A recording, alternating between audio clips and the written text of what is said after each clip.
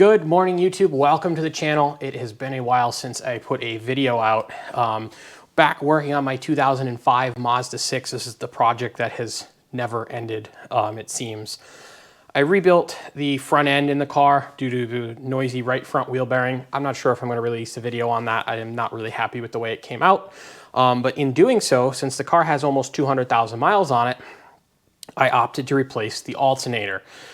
In the Mazda 6 with the 3-liter Duratec, the alternator is way down in the bottom of the engine bay. Well, the only way you can get to that is to either disassemble the right front suspension, or I believe the service manual actually calls for you to drop the exhaust and drop the subframe. Either way, it's no fun. So I opted to put a new alternator in. I got everything back together and found out that the new alternator that I bought from O'Reilly's doesn't work. Or at least that was the probable cause. So in this video, I want to take you through how I proved that it was the alternator, and then we're going to swap the alternator and check it again.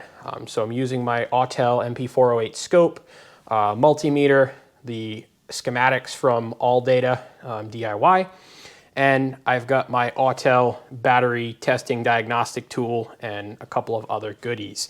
So I'm going to run through how I figured it out, what the issue is. I'm getting DTC P2503, which is a alternator voltage low code. So I'll show you that as well. And let's take a look on how to troubleshoot this. Okay, so the first thing, we're going to come back to the alternator here. I've already got the plug disconnected. It has three pins, or 3 slots for pins in it, but it's only populated with 2. There's a red and yellow wire and a green wire. The green wire is the control from the PCM telling the alternator to turn on. This is a smart charging system, meaning that while there is a part of the regulator in the alternator, the rest lives in the PCM. The yellow-red wire is the monitor circuit for the PCM. So the PCM on the green wire says, hey, alternator, I need you to start charging. The alternator comes on and comes back on the red-yellow wire and says, hey, I'm charging, this is my output voltage. So on this car, what I'm seeing is there's no output voltage from the alternator. We verified that the signal on the control wire is good. So I can see with my scan tool that it's commanding it on. You can see the duty cycle. So that's how the system works in a nutshell. What we're going to do is we're going to look with the scope and see what the signals look like. Another place you can look under the hood here is this bulk connector under the fuse box. Here is your yellow, red stripe wire and green wire going back to the PCM. So this harness goes all the way over to the back of the alternator, comes up to this bulk connector, and from this bulk connector goes into the PCM under the dashboard. Underneath the dashboard here, you can see I've got a couple of probes hooked up. The PCM is up there. I found it easiest to disconnect the PCM with that 10mm bolt and then pull it down, pull the bulk connector down or the wiring harness down and identify the wires. The black lead here is from my AES toolkit. That is on a common ground, pin 26 on the PCM. The red probe is the monitor circuit coming from the alternator, and that is pin 63. And my Phil's electrical probe here that I got from AES Wave, that is on the control side, and that's on pin 36. So that's the green wire. We're going to hook our scope up, and before we do that, before I hook the scope up, I just want to show you how I rang out and verified those are the correct wires that were on, and I just didn't pick random wires.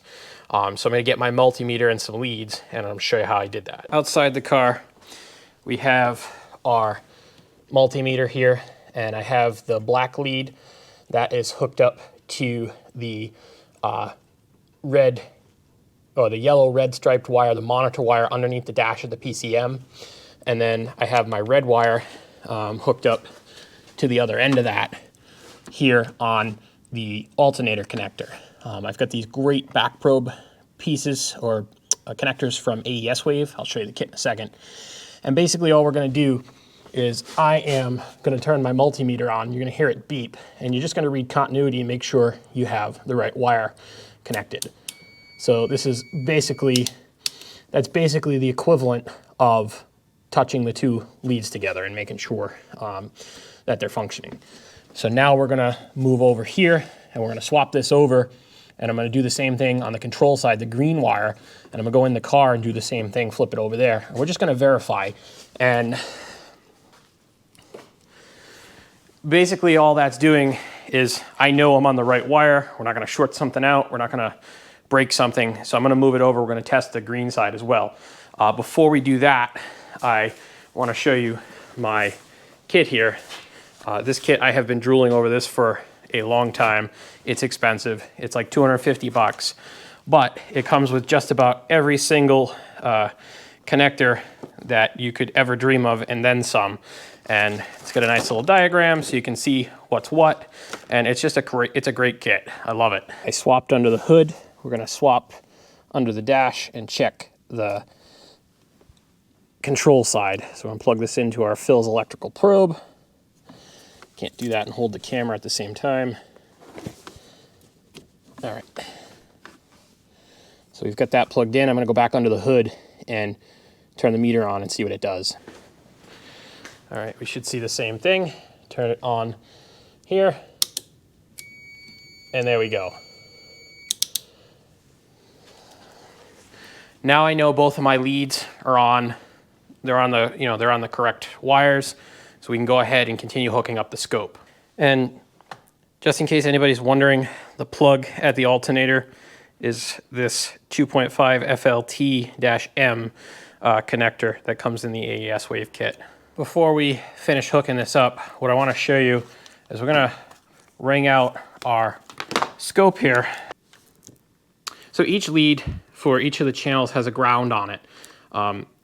You should be able to, on most scopes, just connect one of the grounds. So you should not necessarily have to connect the two of them. And to prove if these BNC connectors, each of these channels have a shared ground, you can take your meter, just like we did under the hood, to verify the connectors. And you should be able to read continuity between the outside shields on the BNC connectors. And we do. So between A and B, they're a shared ground. B and C, and C and D, and just about any combination between these four B and C connectors. This is a 4-channel scope. So we're going to hook up the control side on channel A. We're going to hook up the monitor side on channel B. And then I'm going to hook my multimeter into the monitor side so I can monitor the voltage. So again, this is kind of what we got under the hood, under the dash going on here. This is my Phil's probe is on the control side, the green wire. My AES probe is on the monitor side, the red, yellow wire, and then the grounds, my other AES probe, are here on pin 26. It's a common ground on the PCM. So let's hook these channels up and get that going. Before we get into the scope piece, I have OBD-Wiz and I have my dongle in the car. And you can see, so the green line is the generator output voltage. And then the purple line is the generator field current control duty cycle signal, which is the control. So you have your control as the purple line and the monitor as the green line. You can, let me stop logging here real quick. So the key is on. You can come into logs, come up to graphing, and go to configure. And you can go to, so I have the Mazda Ford plugins for this application. So you can come up to the Mazda tab and you will want to find I think if you just search for Alt, and I think it's all going to be caps too, it's case sensitive. No, maybe not.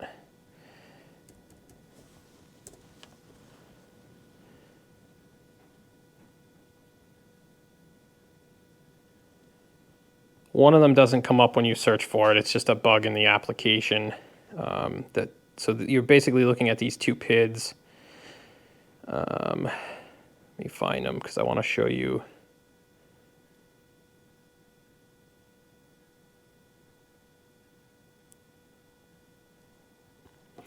Okay.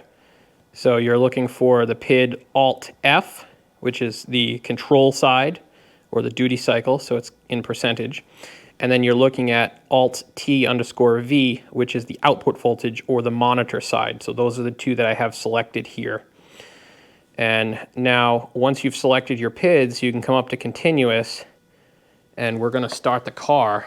So right now the key is on. And we're going to start it up quickly just because I'm in my garage. So, and it's cold out, so I don't want to open the door. Oops, there goes my windshield wipers. Real quick here. There we go. All right, so remember, the green is the output voltage, which is only showing at just under 1 volt, and it should be upwards of battery voltage. So, you know, 13.5, 14 volts, somewhere in that neighborhood. And then you can see the purple line is the control, and it's at 100%, which means the computer is commanding the alternator to turn on, but it's not seeing anything coming back, so it's ramped up to 100% of its duty cycle.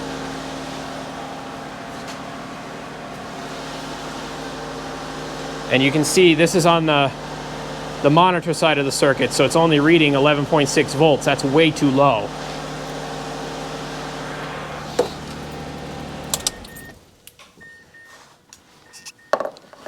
All right, we're gonna stop this. Actually, no, I need to keep the key in the on position. And we're gonna come up to, it's a diagnostic tab. Yep, and we're gonna select the powertrain control module, the PCM, and click OK. And you can see here, this is the code we're getting, P2503, charging system voltage low.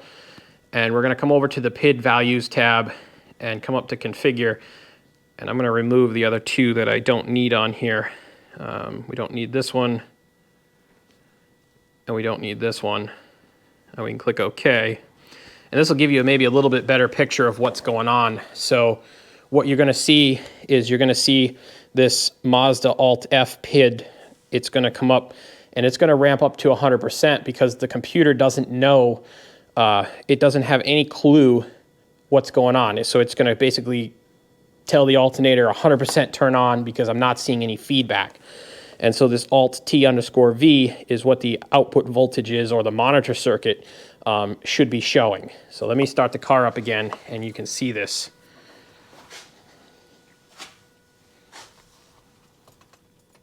So watch that second value, there we go. It's gonna ramp to 100% because the computer doesn't understand. It's not seeing the desired voltage. It's only seeing like 0.62 volts out of the alternator. So it's not charging, and that's why it's throwing the P2503 code.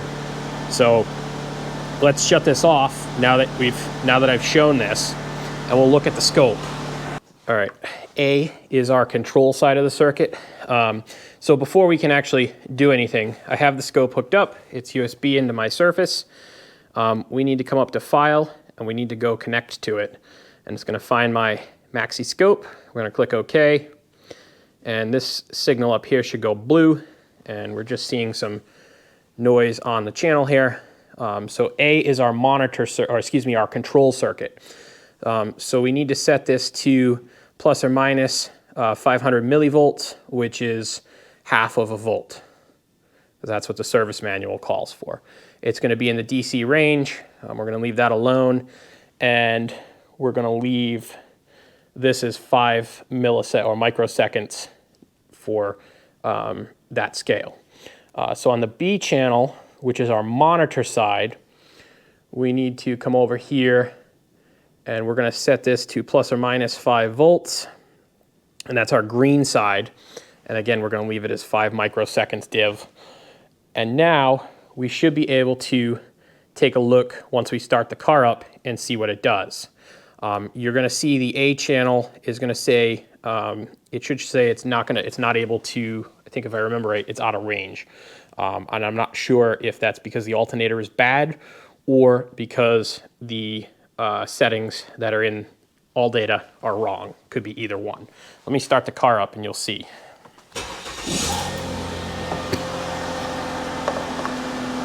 Okay, so the green side is the monitor side. And you can see that this waveform is not clean because you can see these spikes. And if you look at the waveform in the service manual, which I'll put into the video here, it should be a nice square. That should be the monitor side. And we've lost the control side because as I showed you with the PIDs, it ramps to 100%. And that 100% is basically battery voltage, and 500 millivolts is way over range, or it's channel over range. So if we come over here and we set this to, let's see here, plus or minus 20 volts, you can see both the control side, which is the orange lead, channel A on the scope, and it's sitting at almost 12 volts. According to the service manual, that should be, that's going to change voltage based on what is being turned on and off in the car. It too should have a nice square type wave. And again, I'll impose this in the video when I edit it. So you can see that the monitor wave is screwed up and it's not getting anything on the control side because it's just sitting at 100%. So if we switch back over to our OBD-Wiz here, you can see it's sitting at 100%. So basically the PCM is commanding the alternator to turn on. It's not getting any feedback, so it's ramping to 100% and telling it to turn on to 100%, and it's still not getting any feedback, so that's why it's throwing P2503. So that's how you hook your scope up and the PIDs you're looking for. You can use, I think, pretty much any scan tool. I just happen to have OBD-Wiz on my Surface tablet. And the PIDs should be similar, and you should be able to graph them the same. So with that said, I'm very confident that the control signal is coming out of the PCM and saying, hey, Mr. Alternator, turn on, and the alternator is not responding, and the signal coming back to the PCM is dirty, and the PCM doesn't know what it's supposed to be doing, so that's why it's throwing the code. I'm gonna go through and change the alternator, and then we're gonna come back and check it after I change the alternator and see what everything looks like. Hopefully that fixes it. I'm very confident. I've spent a lot of time trying to wring this out and make sure that the alternator was the correct culprit. I was pretty sure to begin with based on the fact that that was the only thing that really changed other than the front end. It's a reman part from O'Reilly's.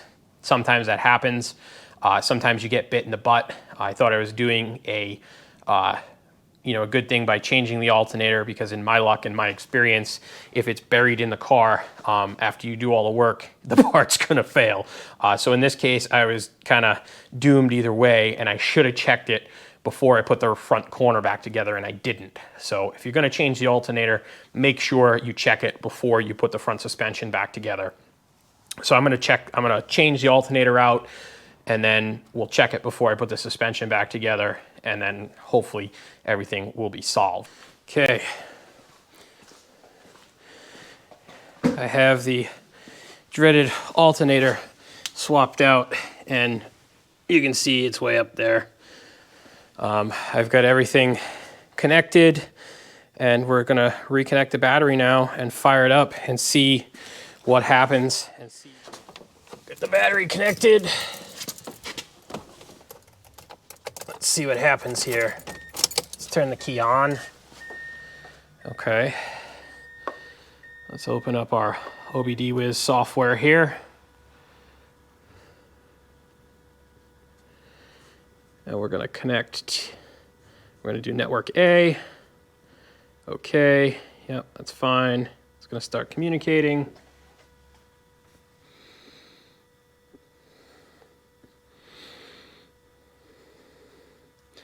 All right, let's go to our diagnostics. We're gonna select powertrain control. Okay, obviously no codes because I just reconnected the battery. We're gonna go to PID values. And this is gonna be our giveaway here, is if these two values are spitting out the correct functions. So let's start the car up here.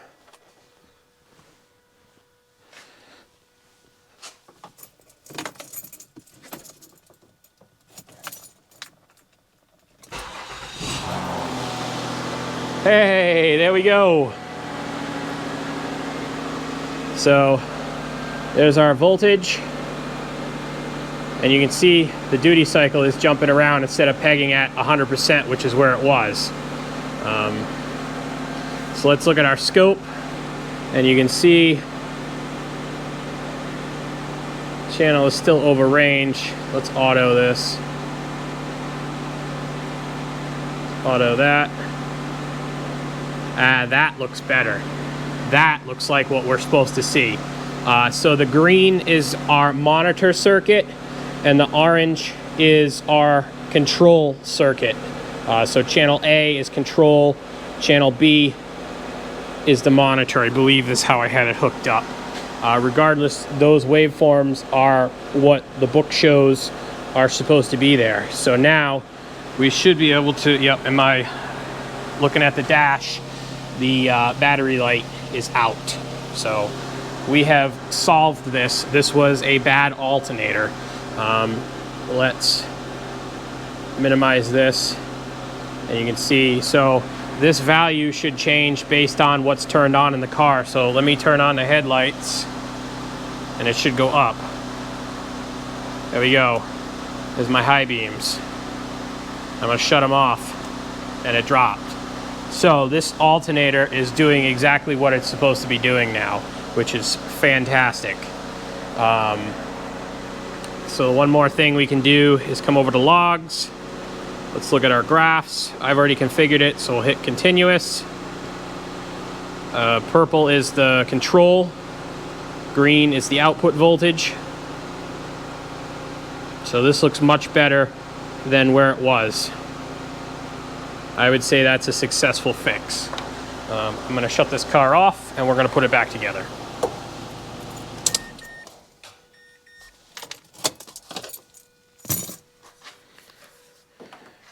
Well, that was a pain in the butt job.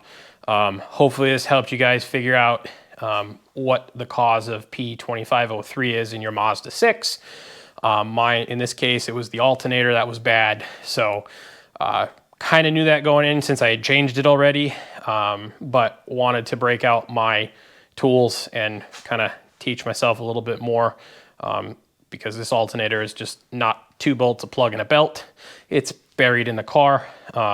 So before I went and threw another alternator at it, I wanted to be sure it was in fact bad. So note to self, if you're doing a front end and you're gonna change the alternator in your 2005 Mazda 6, make sure you check it before you put the suspension all back together, because it's a pain in the butt to do it later. So hopefully this video helped you guys. If it did, give it a thumbs up below, consider subscribing to the channel, and thank you for watching.